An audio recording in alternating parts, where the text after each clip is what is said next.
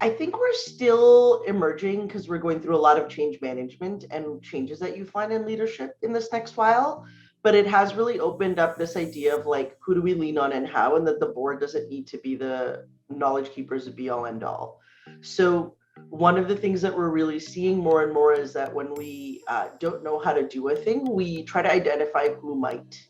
And normally that's done at the staffing level, at the organizational level, but even at the board level, we're starting to get better at being like, reach out to this person, see if they'll help you, and really recognizing that Youthline has a rich, deep history of people who have either been past board members and now are executive directors and leaders in the community, and also just as a youth-led organization, we can lean on that piece and reach out. So it's been that informally, and also some more conversations as we look through a large year of change of, do we reimagine our committees? Do we reimagine and bring back the possibility of like ad hoc or advisory board members? Like, I think we're just like a little bit more fluidly thinking through what does support look like, and that this 11 that is the board doesn't have to be the be all end all.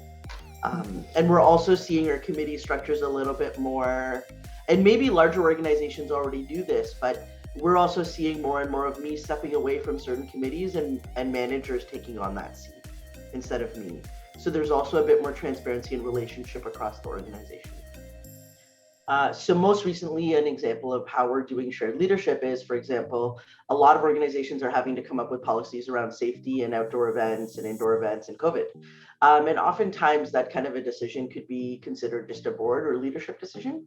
And as we've moved through the process, the board has continued to support the holding of the legal pieces and making sure we understand our backgrounds, but we're actually moving through a process. Just today, we'll be talking to the staff team to get input and make sure it works for them as the people who will actually have to implement and hold the process. And then it'll go to the board next week based on that, so that the board can also agree with it in principle from a risk management and liability perspective. So that's just one example of the way we're also like, this might be considered a governance decision or a leadership decision, but it actually impacts the staff. So how do we take it to the staff first?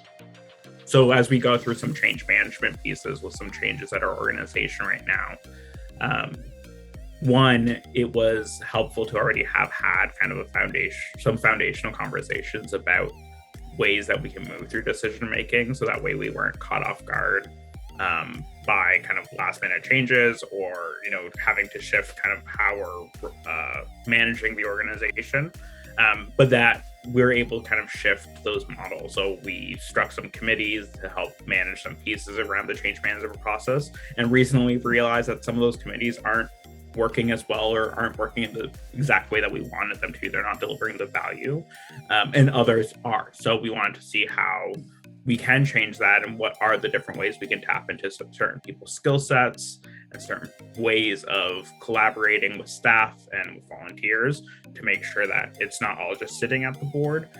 And also we're having kind of fulsome conversations around these decisions that aren't just kind of housed between a select few people at the organization, but really are taking into account everyone's experiences.